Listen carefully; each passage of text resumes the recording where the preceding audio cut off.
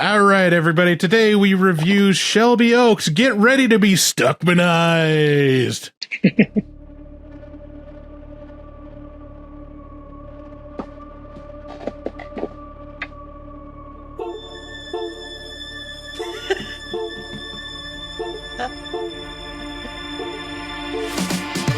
Is this a metal thing? Yes.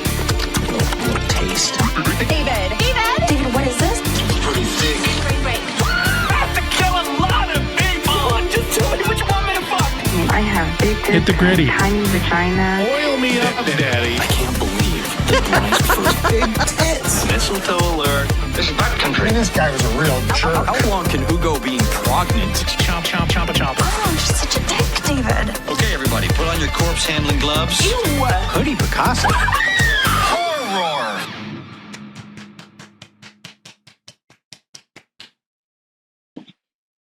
You're on mute, Bryce. All right. Throw it back, Max. I'm out of breath.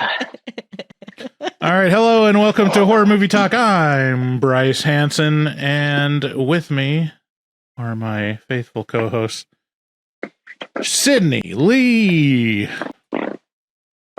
and Max, the basement dweller, Alan. And don't forget Porky. Hi, guys. I'm going to review the movie with you today. Okay. Oh, Every week we review a single horror movie. New theatrical releases always get priority, but we also review older horror movies, both good and horrible. Please make sure to rate, review, and subscribe in all the places. Full video is available on YouTube. Don't be a square. Make sure to share. And, just make sure to support Chris Stuckman. He needs our support in his time of need. Also, check out patreon.com/horror movie talk. It's the equivalent of the adult section. Okay, put down Mr. Piggy, please.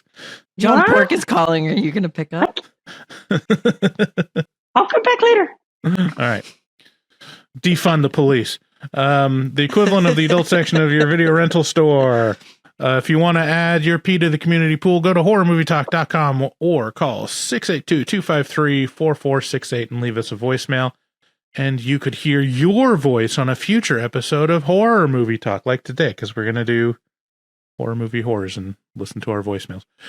But before that, we'll start out by giving a brief review and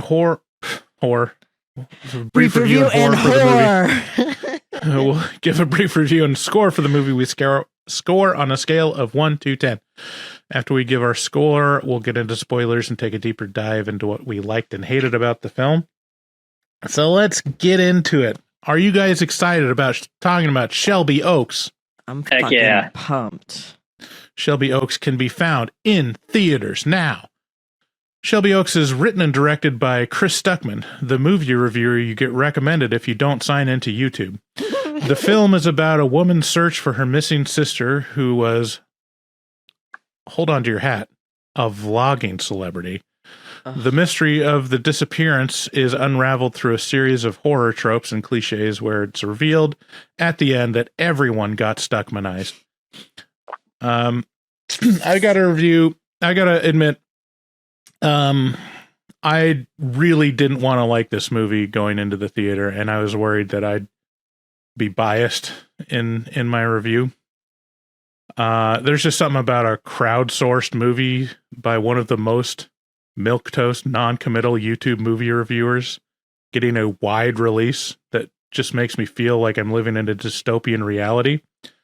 However, I was pleasantly surprised that Shelby Oaks was actually a pretty bad movie. This is exactly the type of movie that you would expect from a milquetoast, non-committal YouTube movie reviewer. Its narrative style goes from found footage and documentary in the opening sequence, and then just kind of abandons ship and proceeds to be a normal Hollywood horror film. The same lack of decision-making is demonstrated through a variety of plot devices that cover numerous horror tropes to explain the disappearance. Was it a stalking killer, a demon, a cult ritual killing, maybe just scary ghosts? Stuckman clicks yes on all of them and proceeds to make a pretty derivative and boring horror movie. The most egregious part of the film was probably what led to most of my enjoyment. No, not enjoyment. Schadenfreude. I'm talking about the bizarre production and directing choices that broke any semblance of suspension of disbelief for me and had me constantly asking if I was being Stuckmannized. There were so many unintentionally funny moments in this movie that had me wondering if Stuckman knew how time worked, or if he took into account how humans behave in reality. Also, the film completely shoots itself in the foot with a plot that reveals way too much too early for trying to rely on mystery to be its hook. I'll get into my nitpicks in the spoiler section, but suffice it to say, I was chuckling at this movie's expense several times throughout. This isn't to say that there weren't good parts. The film is a patchwork of tried and true suspense techniques that are visually executed as good as most horror movies. The average horror movie, I'll say. The acting is fine, although there isn't much to work with in terms of character development or motivation outside of what's implied through familiar relations. Anyway, it sucked. I give it a score of 3 out of 10. All right. What say you, Max? Well, first I want to apologize to the listeners. My audio and video may be a little lackluster today because I'm out of town. Your video looks so good, actually. Like your video, might look better than mine does. I'm not. Well, even actually, joking. now that I am thinking about it, I do think my phone camera has a better camera than the one that we use for horror movie talk. But Probably. so I was excited for this movie actually because it is supposedly, I didn't look too much into it, but I heard it was based off of some internet horror story thing, and I really like that kind of stuff because in my free time, I listen to a lot of horror stories written by just random people on the internet. There's a huge culture of that on the internet going around, and I like to be a part of it. I like to write stories and read other people's stories. So I think there's a unique type of horror there. So I was excited for that. Unfortunately, I think that this seems to have taken a story that probably would have been pretty cool having been read and turned it into really boring, just like nothingness. I kept thinking that they would introduce something about the plot and I would be like, wow, that's actually a terrifying thought and a good idea. And then they do nothing with it. And it was maybe halfway through the movie where I stopped and thought, why is nothing happening? Why is no one doing anything? We watch a woman walk around in the forest for forever with creepy music, and it's like scenes like that over and over and over. So I was getting kind of frustrated with it a little bit. I do think that there are some genuinely scary ideas here and a good story that just wasn't delivered properly. The switch from found footage documentary style to regular movie, it's non-committal, but I was actually happy about it because the documentary was so boring. I couldn't believe it. It was like watching a Netflix documentary where it should have been one hour-long episode, but instead they turned it into 8 45-minute episodes. Right. Golly, nothing happens in the first 30 minutes because it's just this documentary that's super boring. And they also, in the documentary portion, they blur out any gore or horrifying things. And so it literally feels like I'm watching something on the news. And then it gets super gory, right after that, which is a strange shift. So, yeah, I mean, I also think that there was a lot of supernatural element that would have been a lot scarier had they just not gone so CGI with it and just left it a little bit more to the imagination. Because like I said, the ideas were scary and there was a good story in there, but I don't know. I'd rather see a dark corner and think there's someone in there than see a jacked, ancient being, Horned demon. Yeah. With glowing eyes. With rippling muscles. Yeah. It's not scary. It's just feels like I'm playing a video game or something. So yeah, I'm going to give it a 4 out of 10 because I think that other like the story and the writing was fine. It was just like the way it was executed was not very good.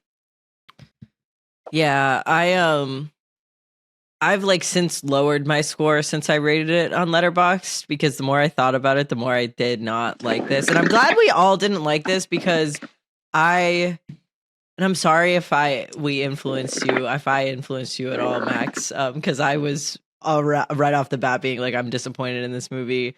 I was so excited for this for the same reasons you were, Max. Like, it looked cool. It was like creepypasta vibe, like crowdfunded, like always want to support indie filmmakers, like first time filmmakers. Like that's all well and good. And then like it's the execution is just bad. Like, I think the writing is bad. I think the way it looks is good though. Like, the movie looks fine. Like, the movie looks good. The movie looks like a movie. The first 30 minutes, I was like Lake Mungo vibes. Like, honestly, with the mockumentary, I thought the whole thing was going to be a found footage mockumentary. And then it just flips randomly. And I think that shift is like really strange when you do like a lot of horror movies and movies in general do like a quick little like prelude to the movie with like 5 minutes of news footage or something like that. We could have done that and then flipped into the regular ass movie. But the fact that it went on for 30 fucking minutes and then they were just like, no more of that. Like, I thought that was a very strange way to like, they gave us so much information in the beginning too. Didn't leave anything up for imagination. Like, you knew exactly kind of what was going to play out. I mean, not exactly, but like, you had a lot of information to go off of. It was surprising that no one's found this girl yet. Like, like you got all the evidence there. I don't think it's really going to be that difficult to go find her. And it really wasn't. Like, we found her really, really fast. Really fast. It's been 18 years since she's been gone. And, you know, we found her pretty much in one night. When I first got out of this movie, while I was watching it, I was like, and I've seen comparisons to this online now after looking at reviews. It's very much like Alan Wake, like playing Alan Wake or playing Silent Hill or playing like a horror video game. Like it is like watching the cutscenes of a horror video game, and it made me want to take the controller and fucking move her somewhere else. Like, she just stands there, she walks around, she breathes a lot. Like, it's really like it's really boring just watching this woman do nothing. And it's just like the game is taking her forward, and that's kind of what it was like. And it's like, I don't want to watch a movie made of video game cutscenes. Like, you don't play a video game for the cutscenes. They're fun, but you want to get into the action too. And that's what this movie was missing. It was missing a lot of that. It was a lot of just like, there wasn't a lot of build up to things. I wasn't scared because there was no build up. Okay, she shows up in the middle, like whatever. I'll get into it more in spoilers, but I was very, very disappointed in this movie. Like, it looked so good to me, and it's right up my alley. And it was a guy who's watched a lot of horror movies, who's reviewed a lot of horror movies, in movies in general. And he said, what works in horror movies? Let me take every single fucking trope in a horror movie that's ever happened and put it in here and see if that works. It's just like throwing shit against a wall. It's not good. I'm going to give it a 3. I had it as a 4, but I'm going to give it a 3 because I really didn't like this. Have you guys seen the movie Sater? Sater? Mm-hmm. No. It's a horror movie that came out a few years ago, and I watched the trailer and I was like, this looks so scary. Yeah, it had very similar themes to this movie. And then I watched it, and it was one of the most boring movies I've ever seen. And I think that, like, that's just what happens when you have good ideas, but you don't know how to make a movie. Is you like kind of showcase these things that could be really scary if we explored them, and then you do 45 minutes of a person walking around in the woods. Like, that's what this movie was like. So, yeah. Yeah, there's a lot of like stuff that you just don't appreciate, you know, as a viewer. Like, you watch movies and you appreciate, like, well, I know what I like. And, you know, you develop some kind of taste that you feel is good. And then you start thinking like, maybe I could make a movie. Like, I know what's good. And you just don't realize how much technical work there is to go into it. And not only for like, you know, camera angles and technology that's used and like movement techniques and stuff, but I think and to his credit, like whoever he hired, whoever he got to help him out with it, this does look like a legit movie. Like it looks good. It does not look like a low budget, you know, straight to Amazon movie. It does not look like In the Dark. Yeah. However, the part that comes out is like, oh, this is a skill set that a YouTube movie reviewer just does not have because he just does not appreciate how important it is. And that's pacing and like, storytelling. That was the biggest problem was pacing and writing. Yeah. The storytelling aspect. There's a lot of plot. Oops, sorry. What was that? Oh no. What was that? Nothing. Let's go and see the It's bedroom. Bluey? No, I definitely heard something. That's just Ghost Basket. No, it's Ghost Basket. Ghost nothing. That's just Ghost Basket. I recognize Bluey anywhere. So yeah, the part that's like missing is there's a lot of plot and not a lot of storytelling. It's like we got a lot of Why do movie you have parts. a Bluey drop? I don't know. I slipped. No, but why? Why do you have it? Why? I Yeah, can't remember when I got that one. that's awesome. Sorry. Keep going. It's just Ghost Basket. But yeah, I mean a lot of that stuff, and then a lot of just like of you know the production quality is high, but like the production design is like not consistent at all. It's like, what are you trying to do a thing here? Because it's not working. Like, Right. and we'll get into details with that in the spoiler section. So I think there was a lot. Do we want to hear Mr. Ham's review or no?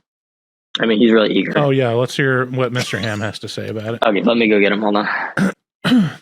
He's in your hand. Okay, guys, so I really like the part where John Stuckman says it's judgment time, and he's judgment all over the place, and then there was this spooky guys, and there was a lot of walking around, and so I'm gonna give it 10 out of 10. Oh I think it's cute. All right, thanks, Mr. Ham. Okay, I'll pick if you want me to come back later for the review portion. You let me know. Mr. Ham, what did you think of the animals in the movie? Do you think they're fairly portrayed? Well, I thought the dogs did look like real dogs, to be honest with you, a little bit. But other than that, I thought it was pretty cute. All right, thank you, Mr. Ham. Well, Okay, again, if you want me to come back later for the yeah, review we'll portion, I can totally. do that. Mr. Ham, we'll totally let you know if you need to come back and contribute. Okay, that sounds good. And then you can just send my check in the mail for this episode. No, we do this for free, Mr. Ham. No one gets paid for this. Why the hell am I here then? I'm sorry to say, like, I don't know if Max told you he notified it, but this is I'm bills to pay, Brent. I'm as surprised as you are about not being paid about you being on the show, to be honest. Well, I'm gonna go play Rocket League, so I'll see you guys in a little bit. All right. Okay. Thanks, Mr. Ham. Good Bye, luck. Mr. Ham. Bye. Okay, Max, you can come back on. While Max is walking back in frame, we've got a mid-roll to take care of. So if you've been listening to commercials like this one, you don't have to. You can go to Patreon. Sorry. And that, kids, that is improv. Okay, can I show you how effective would that be if I just stared at the screen and did nothing? I feel like I was the one improving there. You guys had a back and forth. Yeah. That's called yes and, folks. That's like so good. I accepted the premise and I built on it. Okay. Learn and emulate. Did you guys see the comment on YouTube on the last one? Encouraging me to spend money on improv classes for YouTube? Oh, yes, I did see that. I did see that. Okay. Good Anyways, idea. we got to get through these commercials. But anyways, if you don't want to listen to those commercials, go to Patreon and sign up for the tier that gets you early access to episodes without commercial breaks. That's at patreon.com/horror movie talk. And we also have our merch shop. Stuff has been flying off the shelves, flying off the non-existent virtual shelves of having a print to order store. But we got stickers, we got hoodies, we got shirts. Should probably look at what offerings we could do for the fall and winter. I don't know. For the holiday season? For the holiday season, for your loved ones. So check that out at horrormovietalk.com/shop. Also, please check out resident artist Dustin Goebel. He's our friend who does all of the cover artwork that you know and love. He also takes commissions for artwork from HMT fans. You can contact him at dgoebel00 on Instagram. He's also got a project out right now, a graphic novel called Forayin. And you can find access to that on Instagram at FORRAEIN. Is that right? Yes. FORREAEE. It's one of those. Whatever you said. And support him on Patreon as well. Next, you can support us by listening to several more of the same ads that you just listened to just a minute ago. And then, to get in the spirit of things, complain about it in the comments. You could even call and leave us a voicemail at 682-253-4468. But other than that, let's get on to the spoiler section.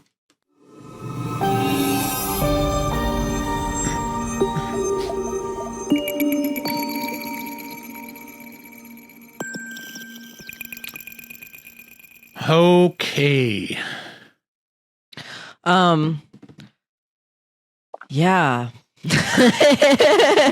This, you don't know how fast I got my ass up and out of the theater when this was done. I was yawning the entire movie. My Letterboxd review was the only time I didn't yawn was at the end when I scoffed and chuckled. I laughed at the end. I went, haha, that's funny. I said, that's a funny thing that happened. It's not funny, but it's in the context of the whole movie. Finally, I liked the ending because I was like, finally, something's going on. Even when they find the fucking sister, it's not even this big deal. Does this man understand? Oh, there she is. Does this man understand human emotions? Was this written by a vampire who's been a vampire for 3,000 years? Babe, people have emotions about things. And this, that's why I think it's so much like a video game. Because this main character, she's just fucking walking around doing the same thing that we've seen in all the home videos. It made me so mad. Why did she have to retrace all the steps of the fucking videos? Did she not think to do this 17 fucking years ago? What is this? What is that? It just doesn't make sense to me. It doesn't make sense to me. It made me really angry. Well, the reason she's doing it now is because she got the new tape that gave her clues. But at the same time, I just kept thinking okay, these clues seem really obvious. Didn't we know the locations that they were checking out? Couldn't we have checked those places? We knew they were in Shelby Oaks, right? Yeah, that was the whole thing. Ago. It can't be that big of a town. It's a ghost town. Have you ever been to a ghost town? There's a main street and a couple houses. Mm-hmm. Yeah, I did you guys laugh at any point in the movie? I didn't laugh. I mean, there were moments that I thought were silly, like when she doesn't clean the blood off of her face for the first few hours after the guy shoots her himself Yeah, in front of her. Like, Yeah. There are so many of those points where I was like, what the hell are they doing? Like, it is literally like one step away from satire. Some of the just absurd choices that they made. And that's one of the first ones. So to set it up for people that haven't seen it, is like, there's a scene early on. It's still like the documentary style, or supposedly the documentary style. There's a knock at the door of the sister's house. I should probably like look up her name.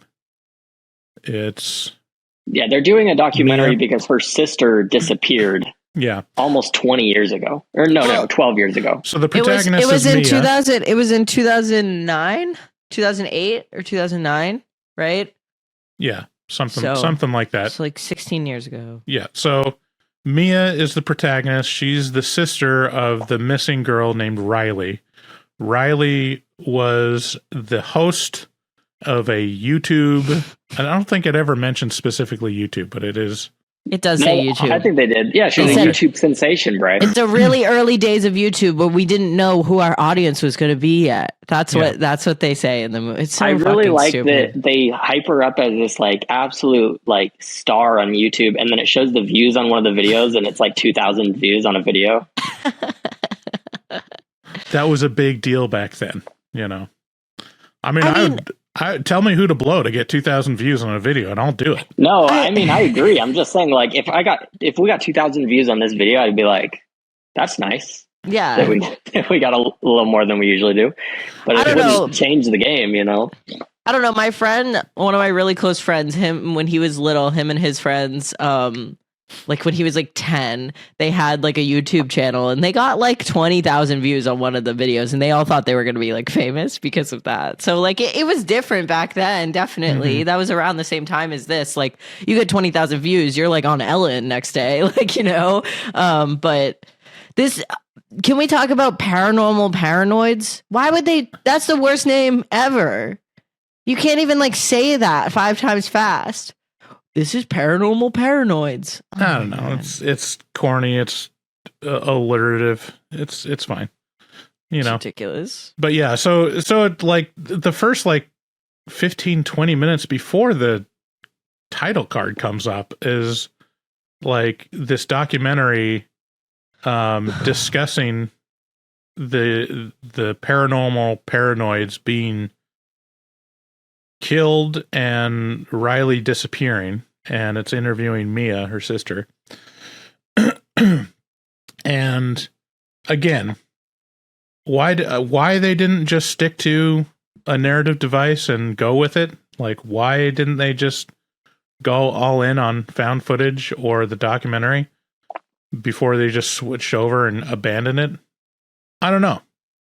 The documentary crew comes back at the last, like, they appear for like 2 minutes later in the film for some reason. But it's a completely abandoned idea or narrative. Well, they appear later in the film just to give what's her name some time to try to kill the baby. That's the only reason that they come back. Yeah, I guess. Is so Mia could catch her trying to suffocate the baby. Yeah. And then yeah, like it's they use the found footage in the aspect that she's replaying some tapes. But yeah, whatever. So anyways, at this point in the movie, this person knocks on Mia's door. She opens it, and it's just some guy who immediately shoots himself in the head in front of her. And then it's this montage of the police showing up, of her finding this tape in his hand and not telling anyone. The like generic shot of like her face being splattered with blood and being traumatized, and you know, as she's watching the body being carried away. And then it goes like external shot of the house that she lives in, which is basically like the Home Alone house, kind of like a mansion, and it's during the daytime. And then it cuts to same shot, night, and goes to show Mia and her husband sitting on the couch, kind of decompressing, like processing, and then it cuts to Mia's face, and her face is still splattered with blood and gore. And it's like, no one flagged that? No one was like, hey, Chris or production designer, do you think, like, in the hours that we're implying that nighttime descends, Mia didn't just go like that ever at all? It didn't be like, oh, wow. No, you don't understand, Bryce. You don't understand. It's supposed to portray how traumatized she is and how she can't even change her clothes or take a shower because all she can think about is the fact that someone just shot themselves in front. So it's good. It's emotional. The audience will get it. That's exactly what he said.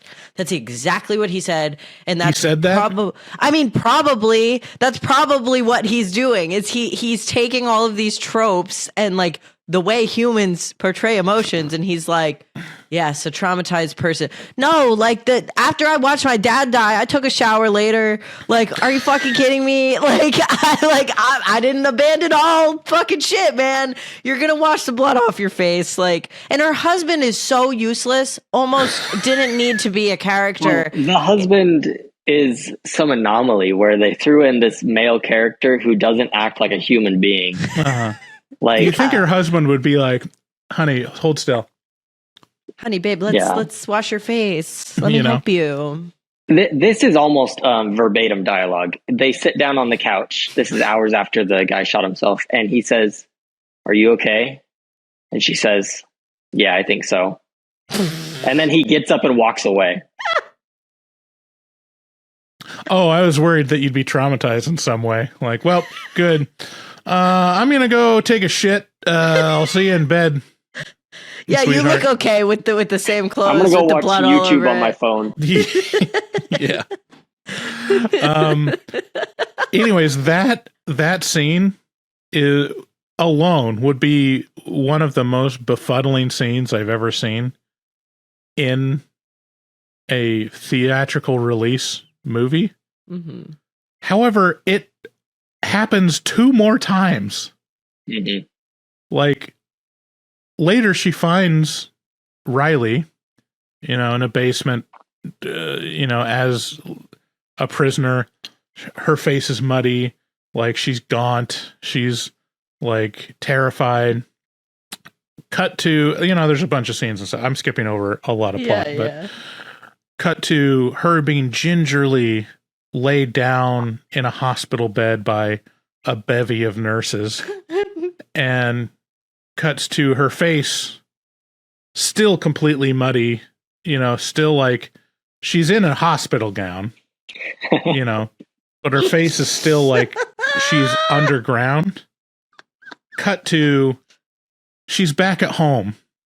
She's laying in bed and still mud. She's all fucked up. It's like, what the fuck?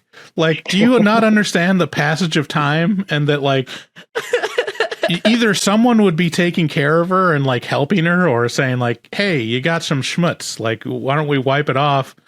Or she would be like, finally, I can take a shower. Maybe I can come back to normalcy or something. Like, there's no way she would get out of the hospital the same day or night, by the way. That girl would have to stay in there. She's given birth to 20 babies? Given birth to 1 million babies. She's probably got like 20 different infections. Like, I can only imagine how many times she's bathed in the last 15 years. She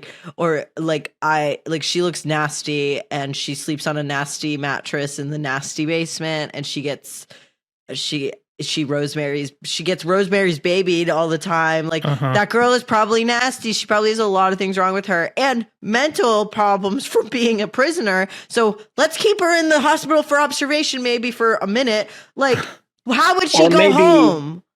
Or maybe let's not leave this crazy woman alone with an infant. Right. Yeah, like, she's obviously something's wrong. Why would you leave the baby in the same room as her?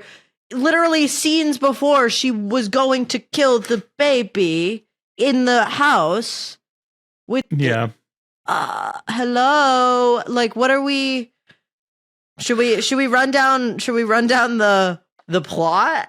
Yeah, so and I say that with air quotes for our listeners. The plot. Well, I want to talk a little bit more about this husband character because the next scene in the plot would be she watches the tape, right? The new tape, which basically tells her like your sister went here, and then she was attacked here. Yeah. And the husband watches the video too, and then she sits down with her husband and is like, I mean, she does sound crazy, but she's like, I think she went here and like some guy is possessed and like stalking her, and then she was attacked by this man here. And he sits there and he goes, man, where did the years go? We used to have fun. You and me, babe, we used to have a good time. And now you're crazy. Like, yeah, she sounded crazy, but also, yes, go check those locations and call the police. Right. Like you just saw this tape. You saw exactly what she just saw.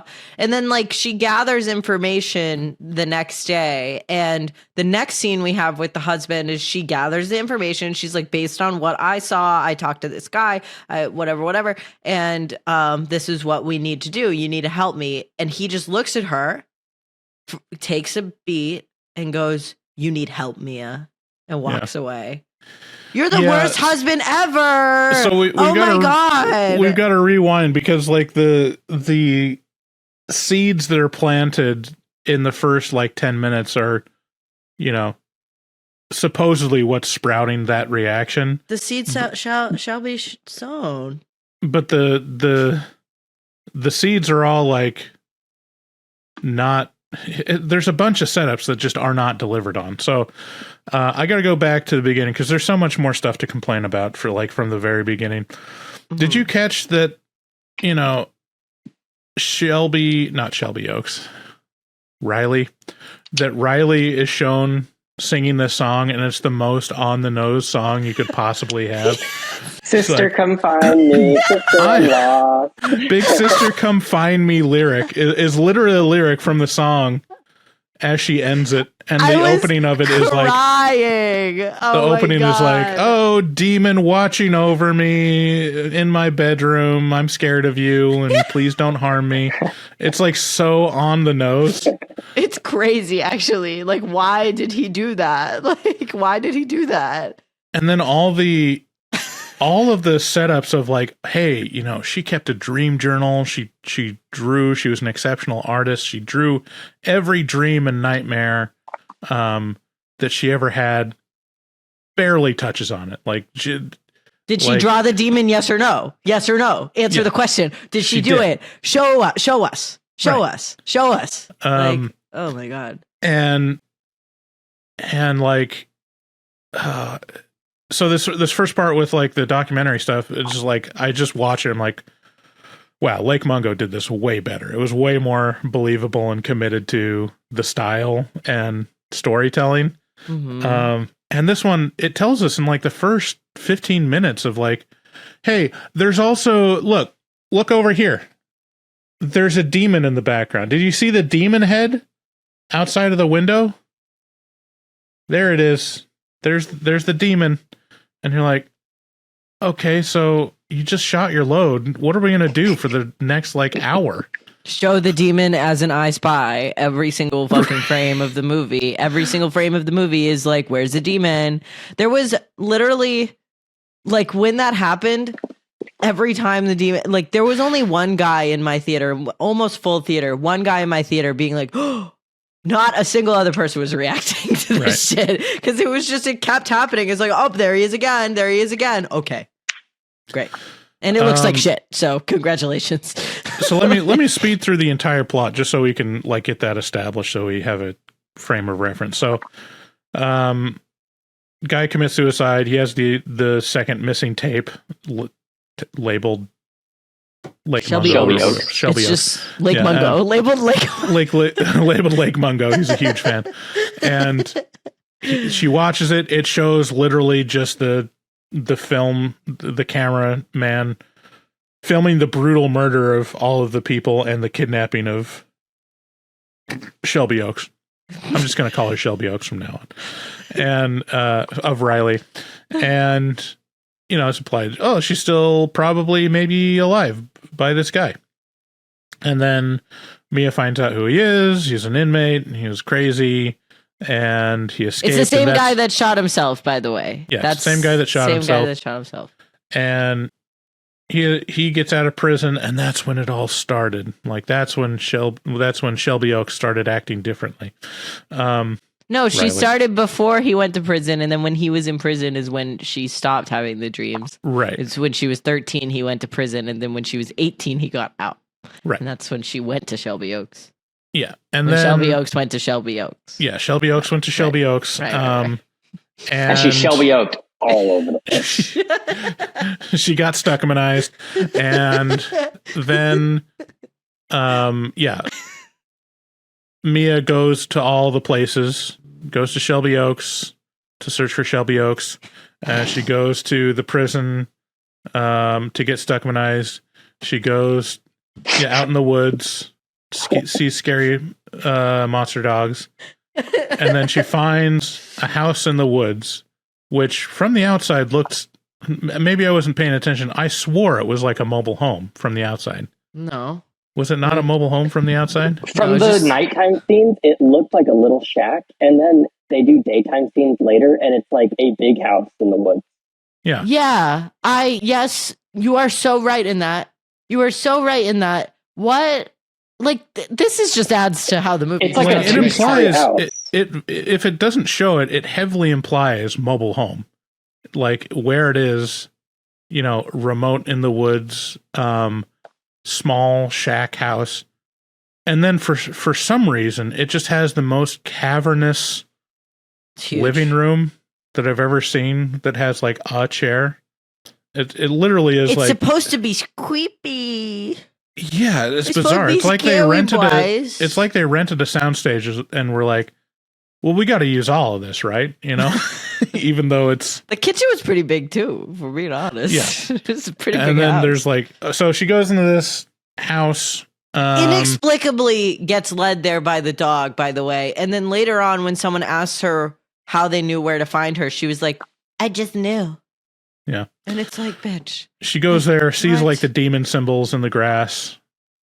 Creepy old lady says hi, lets her in. Creepy old lady's creepy. And then creepy old lady goes and gets Mia some crackers. And Mia finds the very, very convenient book full of evidence. This is why it's like a video game. This whole scene was like my video. Like it was like, this is like a video game because you go into somewhere and then it's like press A. Like there's a little press A button on top of the photo album and you walk over there and you open it and you look while the creepy lady comes back in. Yeah. Like it's very video game. Press F to mourn. Yeah. Like so she finds this book and it has like literally the narrative of what happened to Riley, which is she got kidnapped, forced to marry the creepy guy that murdered himself, and then shows like several images of her with a bloody crotch, like implying that they bred her out for babies and a bunch died. And of course there's a bunch of exposition about incubi, and how they work. And there's a book. I didn't write it down right. It's not a demonology book. It's like I thought I was having a stroke trying to read that word. I thought it was like an AI word. Like what it was it was like demonostrophe or something. I was like, no, it was like I couldn't figure out what it was saying. It's like a word that was kind of more like on the fetish side. It was like demonography or demonality. Like, yeah, was it demonality? Yeah, or something like that. Where it was just implying that it's like, yeah, they're into demons. Like this is how you get into demons.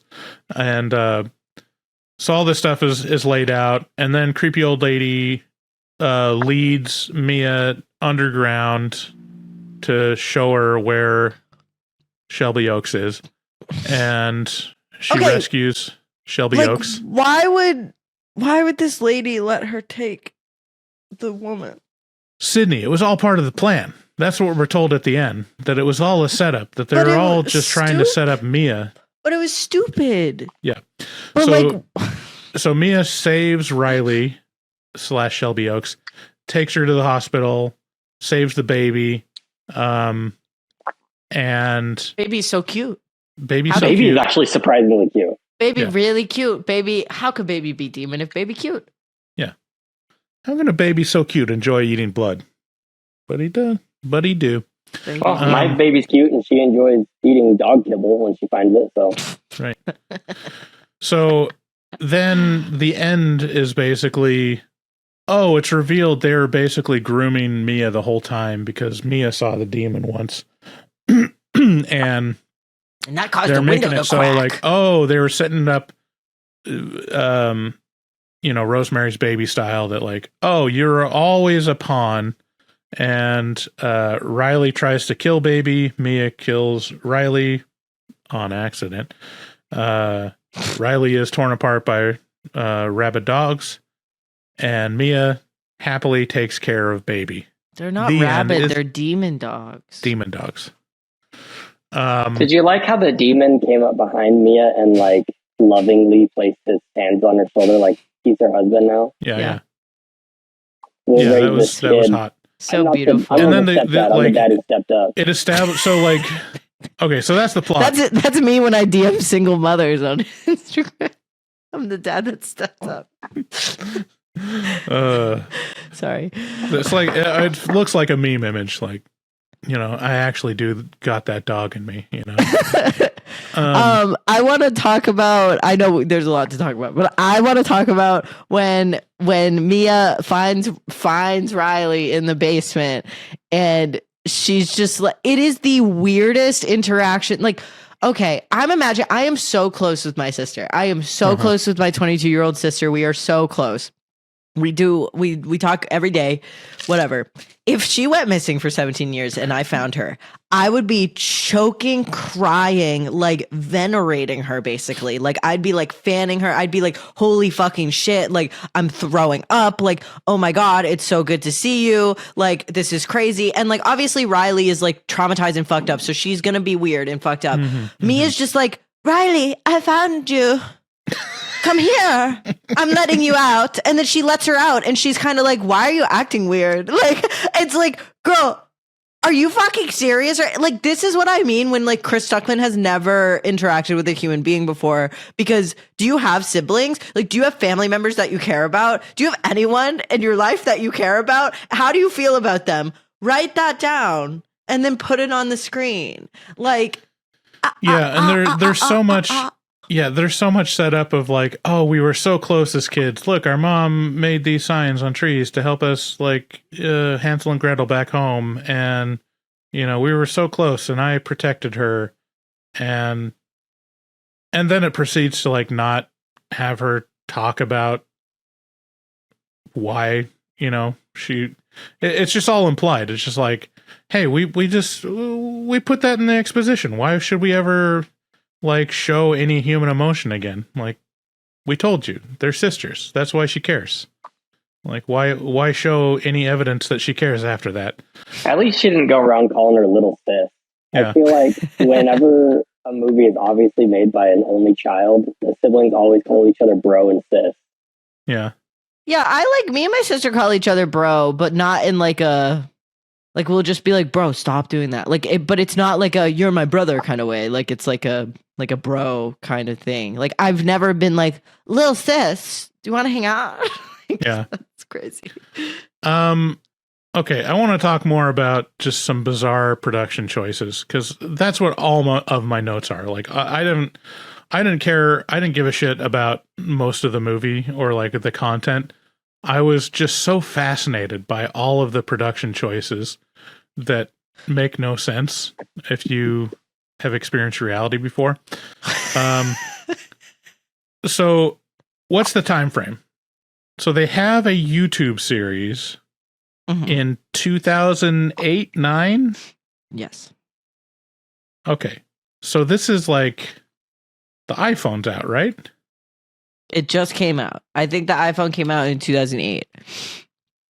Yeah, so we're well into like digital video, right? Yeah, but like, so why are they using a tape recording camera? Because it's convenient for the plot with the tape. How could he hold the tape in his hand while he kills himself? Well, maybe this is a universe where he could have held a SIM card before he made the iPhone, because later, like 12 years later, when Mia is investigating, she's using like these old-timey flashlights instead of just using her phone like a regular person. So that was actually a point in the movie. That's why I didn't give it like a 1 out of 10, is because I did like all the old tech in it. I thought like that was a cool aspect to it. But what? No, I hated it. No. It made no sense. No, it didn't make sense, but at least it was cool that she could like physically put a tape in and run it through a fucking like TV that, you know, when you feel it had static instead of the TVs that we have now. Like I thought that was cool, like to see on screen rather than someone being like, let me send you this video on iMessage. Like that was a cool aspect to it. It didn't make sense, but at least it was cool. It's almost like this was written to be a period piece in the 90s. She didn't have a VHS. She put it into a camera. Yeah. And then hooked it up with like the AV plugs, the yellow and red plugs.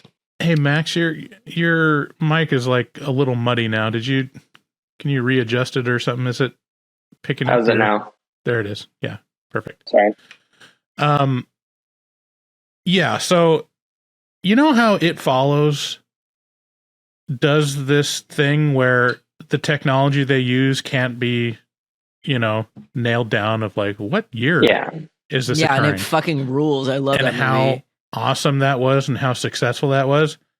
It's almost like they tried to do that with this film and then just didn't understand how time worked, because if you name the year, you can't do that. If you say and if you say YouTube, if you say they have a YouTube channel, like you can't be like, oh, this is a shell phone reader. Like It Follows it. Like, yeah, I agree with you there. Yeah, here's all the anachronisms that just drew me out of the movie. Like, first of all, like, why are they using tapes? Like, you're well into the digital age. You'd have digital, like, video editors, especially if you're going to upload it to YouTube. Right. Number 2, they say this is like the one that I was laughing at again was they go to Shelby Oaks, which is it's been a ghost town since the 90s. And they're shooting it in like 2008, 2009. So 10, 20 years, and it looks like fucking Pripyat. Looks like Chernobyl. It's so overgrown, and like the amusement park is literally just turned into a forest now. It's like, it's because of the demon, Bryce. The demon do you know made how it long it takes? Come on, for this to happen. Like, and then it shows like, hey, here's the prison when the guy went in, or this is the prison when he got out, and here's the prison now. Like, implied 5 years later or something, or like maybe 14 years later. It's a castle that after 15 years, it's completely decrepit and like eroded away to the point of like being abandoned from the 15th century. It's like, what? So I think these things can actually be explained by the plot a little bit, because they do say that it's specifically because of that guy. He's like possessed by the demon. Whenever he enters the place, it like immediately starts decaying. Yeah. That's why Shelby Oaks is abandoned, because once he moved there, they couldn't grow any crops.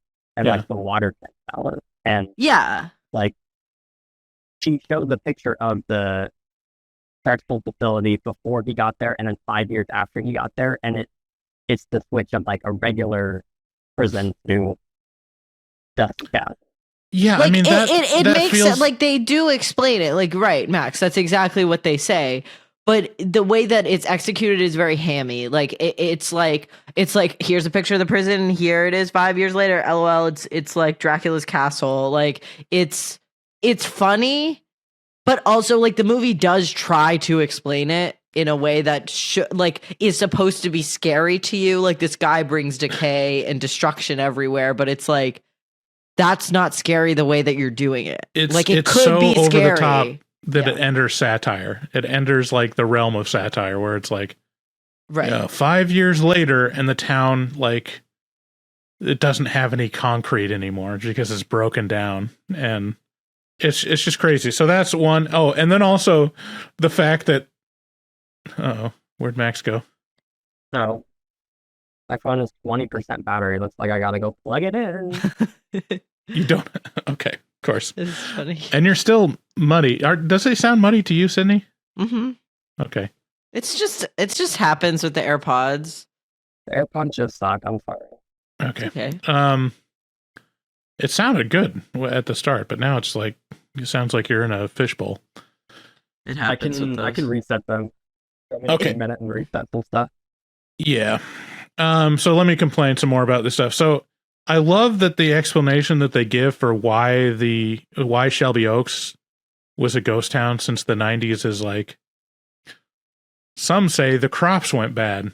The soil went sour. The soil went sour is the craziest thing I've heard ever, because what is it, 1902? Are you fucking kidding? We grow crops in every town in America? Like, what are you talking about? You're like, okay, you're a town with an amusement park. It's not, you can't be super, super rural and have a tourist attraction. You're also in rural Ohio, so every other town is growing crops anyways. Who gives a fuck? Like, I live in a town where we don't grow crops. And we're fine. Like, we're okay here. I promise. It's just crazy because, like, all of the images it shows is like, it seems like a super developed town. It has like giant apartment buildings. You know, it's not like a one road town.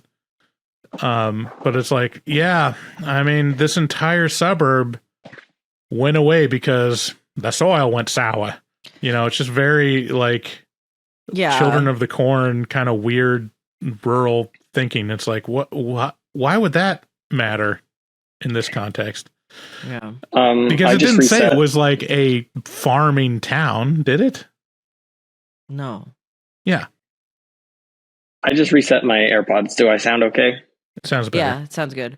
I think that my recording stopped, but it restarted, so you're gonna have to splice those together a little bit. Okay.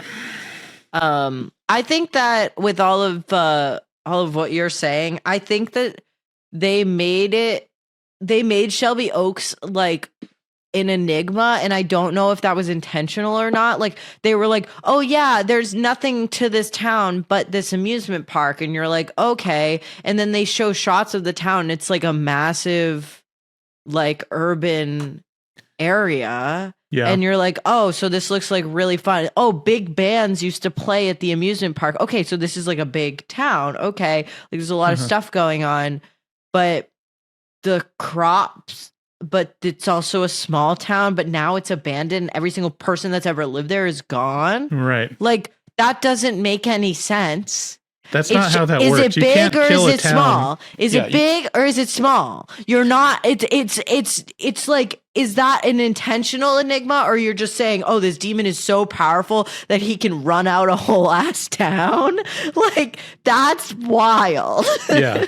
Like, yeah, it just doesn't feel like it makes sense. And then the last production stuff that was like, what are they doing? That she goes to the prison and she's got like a 1950s flashlight that has like the car battery hanging off the bottom of it, or like a marine battery that like goes bad. And I was like, because it just didn't make any sense. She lives in the Home Alone house. Like, they're rich, and she's got this 50s flashlight that's a piece of shit. And then she runs away. She drives away in her 1980s pickup truck for some reason. And I'm like, well, what a weird choice. Why would you have like a random 80s. Isn't she like a suburban, like whatever?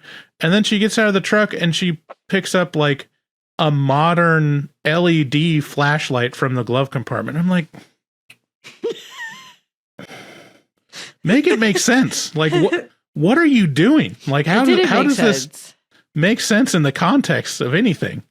It's just, there are so many of those moments where I'm like, what? Hi, Max. What are they doing with this? I'd like to ask Mr. Ham what his opinion is on. Well, I can go get him, but he's playing Rocket League, so. Oh. Does he have headphones on? Should come back with headphones on. Hey, Mr. Ham. We were just talking about all the anachronisms in Shelby Oaks. What did you have to? Did you notice anything that pulled you out of the movie? What's an anachronism? All right, go back to Rocket League. Okay. All right. What's an anachronism? Okay. I also that's all the things that I wanted to complain about. Now you guys can say what you want to say about the movie. Okay. I mean, I've been kind of interjecting because I agree with you on a lot of things. I think that when she got to the prison, that was very video gamey to me. I mean, all of it is like very video gamey. The prison is like one long drawn out, like quote unquote jump scare. That is not a jump scare. Like that, like the dog. Okay, whatever. The dog's there, but like the prison scene is really long and nothing is happening. Yeah. She's looking at the symbol on the walls. She's standing in his shoes and she sees the amusement park. It's like, oh my fucking God, dude. Like, okay. Yeah, we get it. We get it, girl. He's been. Yeah. Okay. All right. Sorry. You talking to your demon? No. Yes. I'm watching my cousin's dog, and she had to drop the key off. But I told her I'd be recording, but my door's right there. Sorry. But there is like the prison scene was really like at a point in the movie where I was like, this sucks. Yeah. And then she keeps going. And after that, she goes to the amusement park. I don't know. She goes to the amusement park. She's just walking around a lot. And I thought I looked away for a second or something. Like, I don't know. Like that she finds the dog. The dog leads her to the house. And that's how that happens. Mm-hmm. Like, what? Well, she runs away from the prison because the demon's there with his dog. The dog snaps at her head. Right. And then the demon hand comes out and holds on to the dog. Right. And say, chill, that's my baby girl. Right. And then she finds the house and then, Yeah, and like she just like finds the house. And that whole scene, like, I don't know why you would go in the house. You can't even see this woman's face. And then you go in the house and it's just black mold. It's just black mold for no reason. It's just black mold. And like, she's just like, she's so emotionless. Like, she's just a very emotionless character. That's why it's just like a video game to me. She's like an NPC. She's just walking around, fucking finds her sister. She's not even that excited. The whole find the sister thing, it just like sucked. Like, it was just a bunch of horror movies tropes in one, and none of them were properly executed. And like, it was like stunted. Everything that happened in the movie was stunted. And so when you get to the end, you don't really care that Riley just fucking died. Like, you don't really care that this woman is now possessed by the demon. It's like, none of this was emotionally set up. Like, it's just a movie that stinks. And on Letterboxd, there was one review that I really liked. Someone just said Lake Bumgo. thought that was very, very apropos. But I think like this is one of those horror movies that relies way too much on spooky rooms and hallways and like coming around the corner. This is one of the filming techniques that drives me up the wall in horror movies. It's when it's POV from like a found footage camera and the camera is filming and it's going to look around the corner and it's literally just like, it's like someone's pointing the camera at the wall as they're slowly turning the corner. And it's like, don't you have a viewfinder on that? Couldn't you just like put couldn't you just reach out and see what's around the corner with the camera? Like, wouldn't that be the smarter thing to do? But like the dwelling on spooky rooms and hallways is like, that always takes me out. It's such a crutch. It's like, okay, this is, yeah, I'd feel icky there. I guess that's scary. I guess if you've been in enough hoarders' houses, that kind of takes away the impact of spooky rooms and hallways, because you're like, I've been in worse places than that. Like, at least a cockroach isn't crawling over them. And like, it's like, I just don't, it's spooky rooms and hallways just don't affect me, number one, because I play horror games. I watch horror movies all the time. And like I go to haunted houses all the time too. And like, not real haunted houses, but like fake haunted houses. And I'm not like the paranormal paranoids. But like a couple weeks ago, I went to Fright Kingdom in Nashua, New Hampshire. And that's my favorite haunted house of all time. It's 5 haunted houses in a row. You go in one and then you get out and you go in line for the next one. It's awesome. It's very scary. But you go to enough of those and you go to them every year that you're like, okay, like you get it. And it's fun and I still have fun, but it's like, what?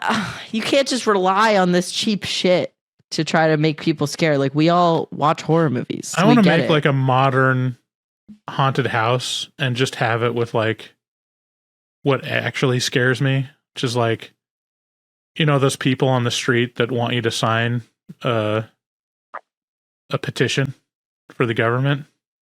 Just like, no, get away from me. Or just like opening the room and having like an employee in like a Walmart vest be like, hey, this is employees only. Be like, Jesus Christ, I'm sorry. That scares you? Someone hands you a flyer and then there's no trash can to be found. Right. Just to walk with it in your hand. No. What else would be in a modern horror? Just be like you open the door and it's literally just your family sitting down for Thanksgiving dinner. Oh no. You walk into a room, there's a guy on the computer and he says, hey, I'm just going over your bank statements right now and it's not looking good. Or you like open, you turn the corner and it's like your college's advisor, and they're like, hey, actually you didn't drop that class, and so now you have a fail on your record and you can't drop it now. Or like, oh, you never got this class for your degree. That would still frighten me. You're like 15 years old and you're watching porn on your phone at like Bluetooth to the family TV.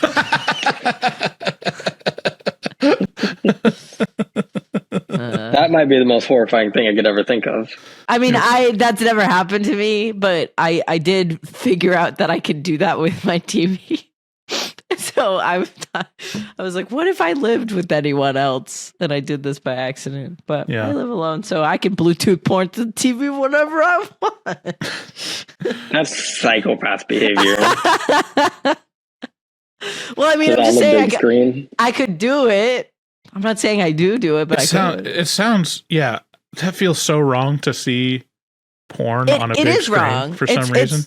Have I ever on told a TV? You, like for some reason, like porn's not supposed to live on a TV anymore, and that's. Have I ever told you guys about the time that I did watch porn in earnest on my TV? I can tell you guys about that.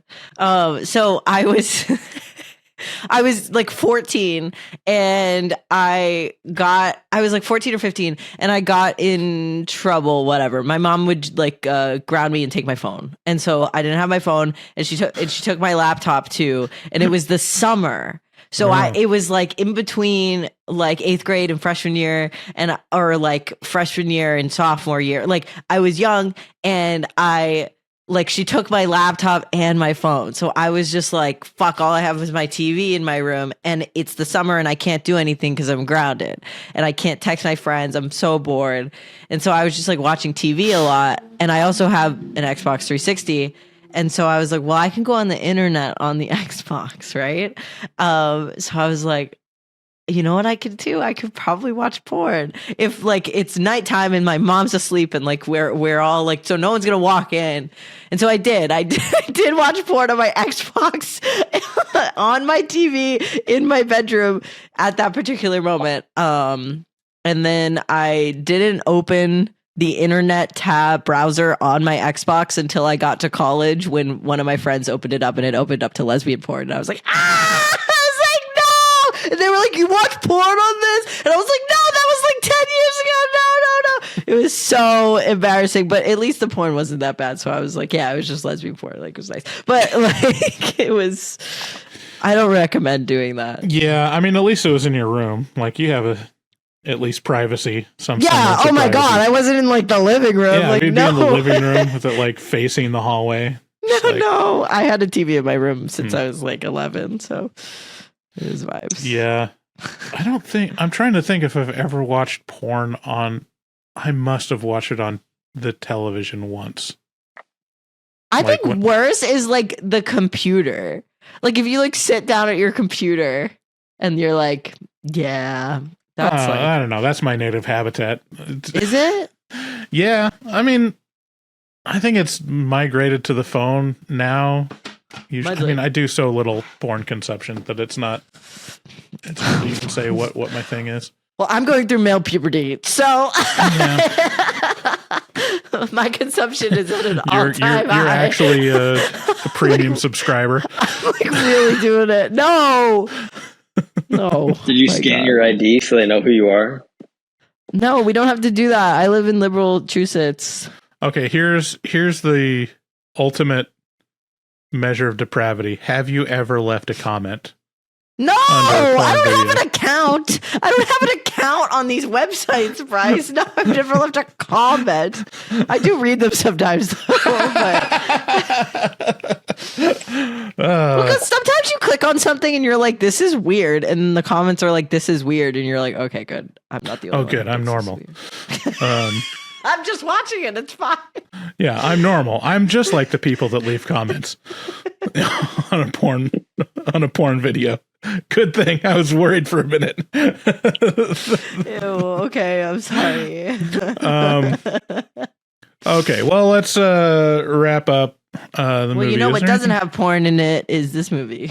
Oh, that's the last thing I was going to say about this movie is that the setup and delivery of like the most important thing in the movie is Mia mentions in the documentary, oh yeah, I don't have a baby because my sister died and it just really messed up the timing. And it's like, okay, well that would probably actually in reality more encourage you to have a baby. Like that's. I thought it was because her and her husband couldn't have a baby. That's what she said. No, it's because after her sister died, she just couldn't. She just couldn't have a baby after that. I don't think she says that. She does because she says we tried for a while at the beginning, but then she went missing, and it wasn't the right time. Oh, okay, then I missed that. And then at the end of the movie, it's all about Mia being like, "Oh, good, a baby." And I was like, isn't that kind of misogynistic about her just being over the moon about having a baby? It's like, oh, finally, my reason to exist is this baby now. I mean, no, it's not misogynistic, but it's narratively confusing because it's like you really care about this baby more than like your sister that's been missing for 15 years. Like the obvious demon spawn baby, like the literal baby set up to be like a demon spawn. Like, no, don't kill the demon spawn. No, we've got to feed it more blood. Well, listen, in all of these demon spawn movies, which there seems to be just so many,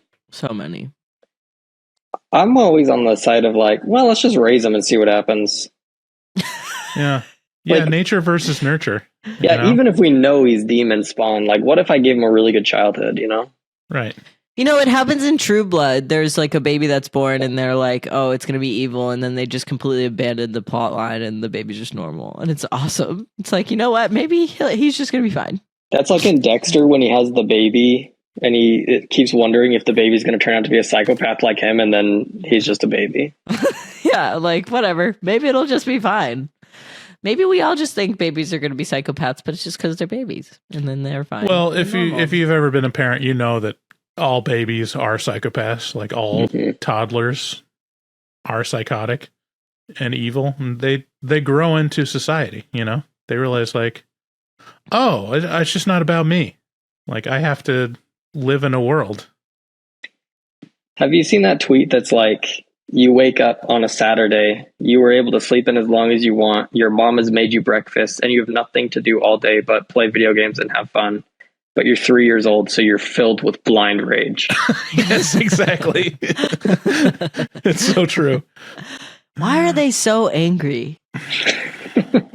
Like, it's crazy. My little sister is, she's almost 4. Like, she's 3.5. And she's just like, she'll just like punch me like hard. Like they punch hard as fuck. And she's just like, oh! And like last time I saw her, I'm like, why did you, I look at her, I go, why would you do that? You are not supposed to punch people. And then she goes and cries. It's like, bitch, you were the one that hit me. I'm telling you not to punch me. Yeah. It's crazy. In those circumstances, you just sweep the leg, you know, before they can make a connection. Just like sweep. They hit the floor before they know what happened to him. I would never do that to her. She's a sweet little baby. All right. Any final comments about Shelby Oaks? No. No. Most important question is, did you get Stuckmannized? If being Stuckmannized means watching a shitty movie, then yes. Okay. I feel like I'm still Stuckmannized to this day. Yeah, it's true. You can't ask your doctor if you've been Stuckmannized. All right, let's move on to horror movie whores. Whores. We just got a couple voicemails. This will be quick. Hi, friends. It's Marley again, calling from San Diego. I'm sorry if my audio is trash. I'm driving right now, and I was listening to your episode. There was a motorcycle just driving by. Fucking rude. What was I gonna say? I wanted to say something. Rude. Yes. Okay, I have an idea for y'all. If you think we shouldn't get a horror movie spoiled, like if you are doing a review on the movie and you were like, you know what, y'all should really watch it and like not listen to the episode yet, maybe until afterwards. Y'all should let us know, because that's what's happened with weapons. But I think you guys already do that. Never mind. I think y'all already do that. That's cool. That's cool. Question for you guys. Good call. For y'all, gender neutral. Also, Sid. Congrats, Sydney. If you could produce, direct, bring to life a horror movie, what genre of horror movie would it be, and what would it be about? I want to hear everyone's answers, okay? Bryce, Sid, and the Twink. Is that what we're referring to? I'm so sorry. It sucks. It's a cute nickname, right? Okay. I'm going to let you guys go. Bye. Have a good one. Girl, that was chaotic as fuck. Yeah, it's kind of harder to use the twink word because it could mean Sydney or Max at this point. Well, we did get a comment on our last video said 2 twinks and a bear, which was really cute. Yeah. And then another comment said like Max twink death is a real occurrence and you should be. Yeah, I guess I just got too freaking hot and buff. Now I'm like now I'm a otter or something. Flex for us.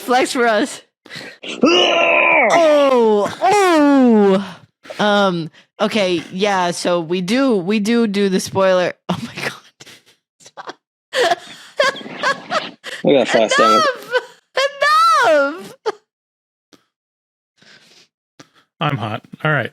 I think I've already said my thing before. I'll try to think of a different one than what I always say. I would do like a found footage thing, and it would be like it's supposed to be scary, but also intentionally funny, if that makes sense. Like I'm making it funny, but you're not supposed to. You're supposed to be focusing more on being scared, but just some lines will pop out to you as like objectively a stupid thing to say, and it'll be funny.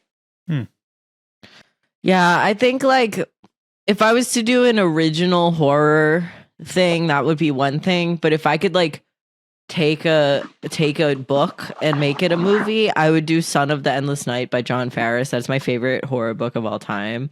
And it's just so good. It's just like set in the winter, and it's about a demon and an exorcism and possession and all that stuff. And it's just such an incredible story. It would be really cool to see that on screen, but also maybe it just works well as a book. But yeah, it'd be cool to make that.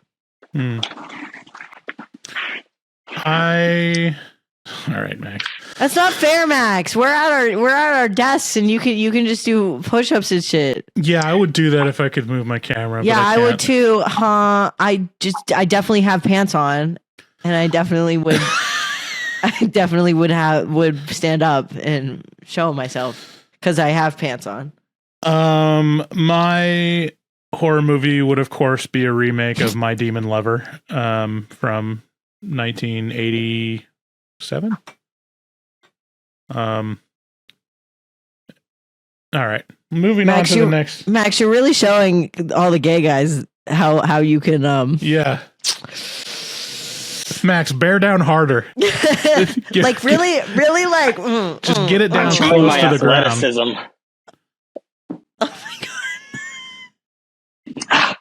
I pulled something on that one. Yeah, I think I heard something there. All right. Next caller. You just so many gay guys are clipping this right now. Hi, friends. It's Marley again, calling from San Diego. I'm sorry if my audio is trash. This is the same one. That was the same This is the next one. Hey, sorry for calling back, like, immediately after dropping my, like, voicemail. But I just realized I don't have to use gender-neutral terms with you guys anymore. You guys are literally just you guys. You're like dudes. You're broskies. Super excited about that. Oh my god, this is not a lane. I was not in a lane. No, never mind. I was in a lane. Still driving, y'all. Still driving, recklessly. But I also wanted to answer my own question. If I were to have the funds to produce, direct, star in a horror movie, it would definitely be a psychological horror. And it would have to do something with vengeance, dude. Like, I love a good vengeance story. Revenge is my shit. Hell yeah. So yeah, I just needed to tell you that to you guys, to the bros. Okay, I'm gonna stop. Bye. If you like Vengeance, you should check out the Vengeance trilogy by Park Chan-wook. Those are really good movies. Okay. You're on mute. Last voicemail. We'll leave on a high note. In the Dark fucking sucks. Don't cover that dumb shit anymore. You didn't get copyrighted or shadow banned. Nobody wanted to watch that episode because it's a stupid fucking movie. Thanks, guys. It's kind of true. Go! Calm down! I'm sorry. Wow, what happened to my camera? Actually, I think the stats on that one in the audio version weren't too bad. What was that? Was that 2 weeks ago?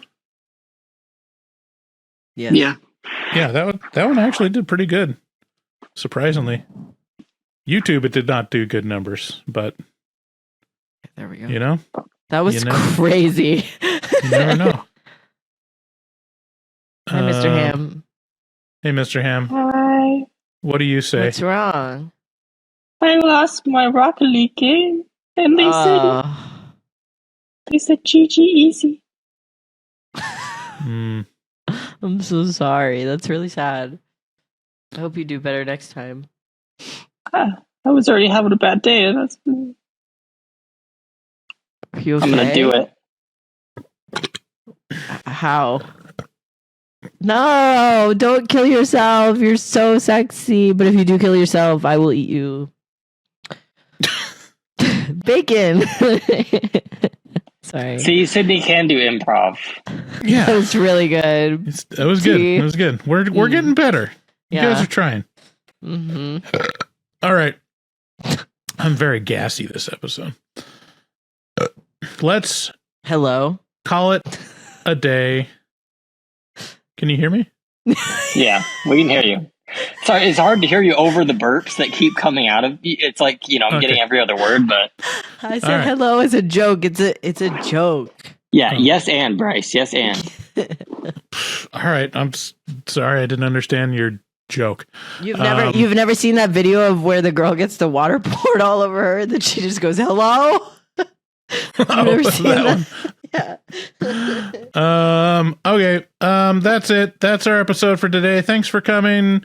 Be careful. Don't get stuckmannized. And neuter your cats and dogs. Bye-bye. What? Basketball. Give me the ball because I'm gonna dunk it.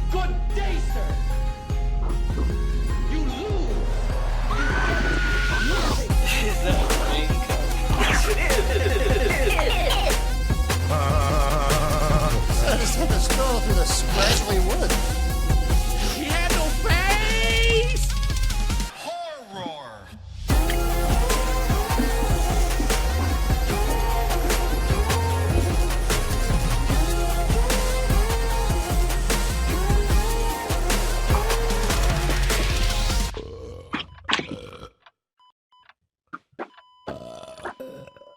Wow, that didn't sound good.